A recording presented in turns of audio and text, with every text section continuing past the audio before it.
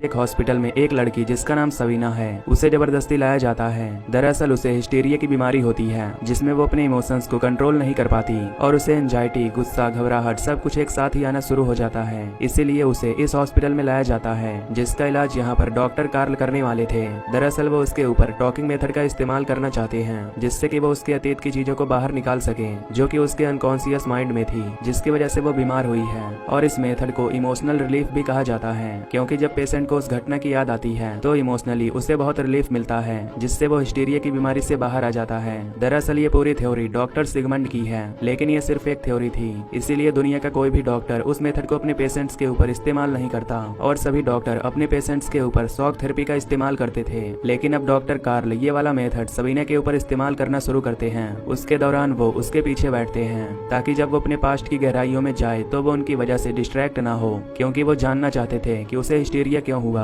अब doctor Karl उससे कई सवाल करते हैं और कई सवाल पूछने के बाद डॉक्टर कार्ल को पता चलता है कि सवीना को जो हिस्टीरिया हुआ है उसका कारण उसके पिता हैं, क्योंकि जब सवीना मात्र 4 साल की थी तो उससे गलती से एक प्लेट टूट गई थी, जिसके बाद उसके पिता ने उसके कपड़े उतारकर उसे बहुत बुरी तरह से पीटा था जो उसके लिए बहुत इंसल्टिंग था। उसे इस बात पर बहुत गुस्सा और रोना आया था, लेकिन उसका अनकॉन्शियस माइंड इस तरह की सजा से एक्साइटेड होता था जिससे कि उसे खुशी मिलती थी। इसीलिए बहुत छोटी उम्र से ही वो फिजिकली इंटीमेसी की ओर बढ़ने लगी। वो दूसरों को मारने और अपमान करने पर एक्साइट होती थी। जैसे जैसे वो बड़ी होती गई उसके पिता उसी तरह से उसे सजा देते रहे, जिस वजह से उसके दिमाग पर बहुत गहरा असर पड़ा और वो हिस्टीरिया की पेशेंट बन गई। दरअसल उसके पिता बहुत अमीर बिजनेसमैन थे जो न केवल सवीना को बल्कि उसकी मॉम को और उसके भाई को भी इसी तरह की सजा दिया करते थे। अब डॉक्टर कार्ल के इस ट्रीटमेंट से धीरे धीरे उसके दिमाग पर असर होना शुरू हो जाता है। वो बहुत हद तक ठीक हो जाती है, साथ ही बहुत ज्यादा पढ़ी लिखी भी होती है। इसलिए डॉक्टर कार्ल अपने काम में उसकी मदद लेना शुरू कर देते हैं। सवीना अब दूसरे पेशेंट्स का डाटा एनालाइज करके अपना इनपुट डॉक्टर को देती है।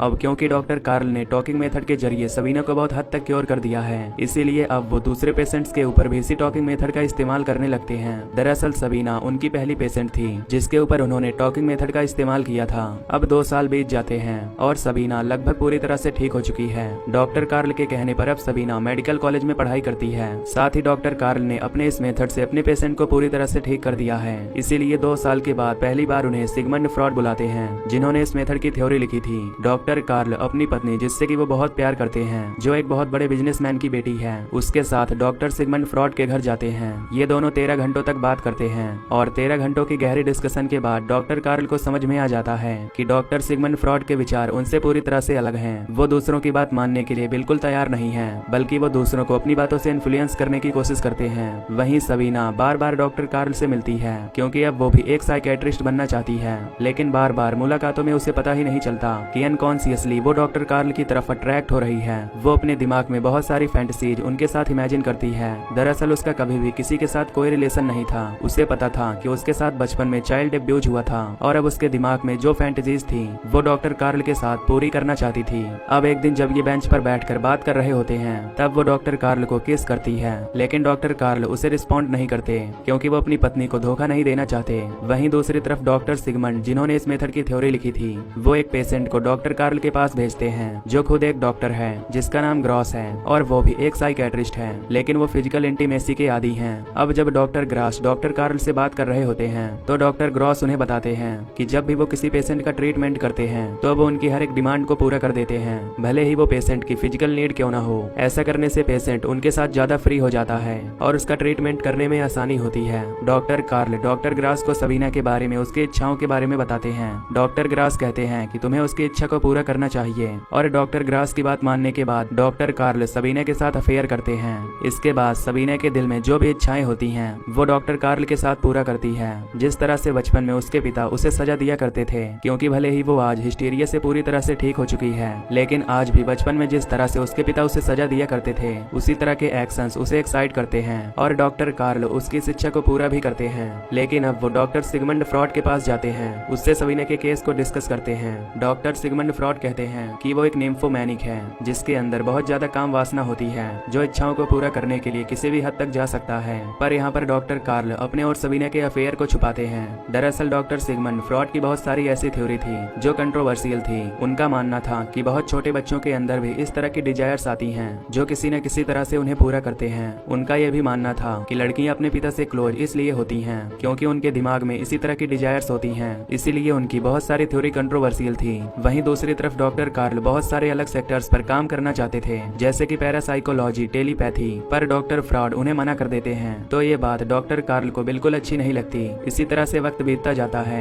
एक दिन डॉक्टर सिगमंड डॉक्टर कार्ल से कहते हैं कि मुझे लगता है कि तुम्हारा अपनी पेशेंट के साथ अफेयर है, लेकिन वो साफ साफ मना कर देता है, क्योंकि वो नहीं चाहते थे कि उनके और सबीना के अफेयर के बारे में किसी को भी पता चले। डॉक्टर सिगमंड कहते हैं कि कोई अनजान लड़की मुझे लेटर्स लिखती है कि उसका तुम्हारे साथ अफेयर चल रहा है। इसके बाद डॉक्टर कार्ल सबीना के पास जाते हैं और उससे ब्रेकअप कर लेते हैं, जिसके बाद वो एक बार फिर से मेंटली वीक होना शुरू हो जाती है। उसे अपनी मेडिकल की पढ़ाई कंप्लीट करने के लिए किसी की मदद चाहिए थी, इसीलिए वो डॉक्टर सिगमंड फ्रॉड को लेटर लिखती है, जिसमें वो अपने और डॉक्टर कार्ल के अफेयर के बारे में लिखती है। इसके बाद डॉक्टर सिगमंड कार्ल से इस बारे में दोबारा कंफर्म करते हैं, पर डॉक्टर कार्ल एक बार फिर से मना कर देते हैं। वो कहते हैं कि वो सिर्फ मेरी पेशेंट थी और उससे ज्यादा कुछ भी नहीं। इसके बाद डॉक्टर सिगमंड सबीना को लेटर लिखते हैं और उसे अपना अपॉइंटमेंट नहीं देते। साथ ही डॉक्टर कार्ल को बदनाम करने के लिए लेटर में उसके लिए बहुत हार्श वर्ड्स भी लिखते हैं। ये सुनकर सबीना को बहुत बुरा लगता है और वो डॉक्टर कार्ल से मिलने के लिए जाती है और उन्हें कहती है कि तुम्हें मेरे बारे में और अपने बारे में डॉक्टर सिगमंड को बताना होगा, क्योंकि मुझे अपनी पढ़ाई में उनकी मदद चाहिए। अगर मैं चाहती तो तुम्हें बदनाम कर सकती थी,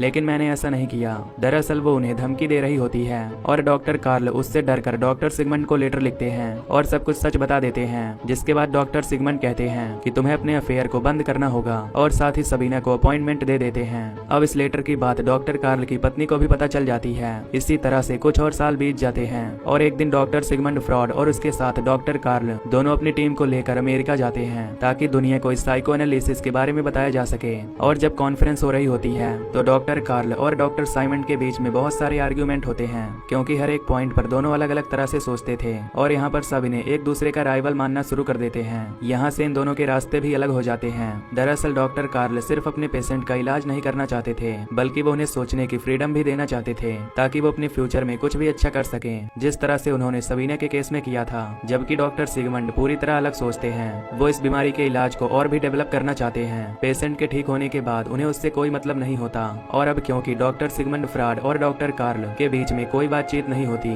जिस वजह से डॉक्टर कार्ल का मानसिक संतुलन कमजोर हो जाता है और वो एक बार फिर से सबीना के साथ अपना अफेयर शुरू कर देते हैं। पर अब सबीना ने फैसला कर लिया था कि वो वियना शिफ्ट हो जाएगी, क्योंकि डॉक्टर कार्ल अपनी पत्नी को नहीं छोड़ेंगे। वियना में शिफ्ट होकर वो एक दूसरे रशियन डॉक्टर से शादी कर लेती है और जब वो प्रेग्नेंट होती है तो वो डॉक्टर कार्ल और उसकी पत्नी से मिलने आती है। यहाँ डॉक्टर कार्ल की पत्नी सबीना से कहती है कि तुम कार्ल को समझाओ ताकि वो अपने डिप्रेशन से बाहर आ जाए। दरअसल अब वो मानसिक तौर पर बहुत कमजोर हो चुका है। हालांकि डॉक्टर कार्ल की पत्नी को पता होता है कि सबीना और उसके हस्बैंड कार्ल का अफेयर था। फिर सबीना डॉक्टर कार्ल के पास आती है और उसे बताती है कि मेरे पेट में जो बच्चा है इसके पिता तुम ही हो। डॉक्टर कार्ल कहते हैं कि मैंने तुमसे बहुत प्यार किया है, मैंने कभी ये बात तुम्हें नहीं बताई, लेकिन यही सच है। सबीना वहाँ से रोते हुए चली जाती है। आगे चलकर वर्ल्ड वॉर 2 के वक्त सबीना और उसकी दोनों बेटियों को नाजीज ने मार दिया था, लेकिन डॉक्टर कार्ल ने अपने आप को संभाल लिया और वो दुनिया के बहुत बड़े साइकेट्रिस्ट बने। उन्होंने बहुत सारी किताबें भी लिखी और 1961 में उनकी डेथ हो गई। वहीं डॉक्टर सिगमंड फ्रॉड की बहुत सारी थ्योरी को दुनिया ने एक्सेप्ट नहीं किया, क्योंकि उनकी थ्योरी बहुत अलग थी और उन्हीं की थ्योरी को द डेंजरस मेथड कहा जाता है, जहाँ पर उनका मानना था कि एक ही परिवार में भाई बहन या अलग अलग रिश्तेदार कहीं ना कहीं एक दूसरे को अंदर से पसंद करते हैं। दरअसल उनका मानना था कि वो इंसानों के दिमाग के उन बंद दरवाजों को खोलना चाहते हैं जो खुद भी इंसान खोलकर नहीं देखना चाहते। उन्होंने बहुत सारी थ्योरी लिखी थी, जिससे पहली बार डॉक्टर कार्ल ने सबीना को ठीक किया, यानी कि सबीना पहली पेशेंट थी जो इस मेथड से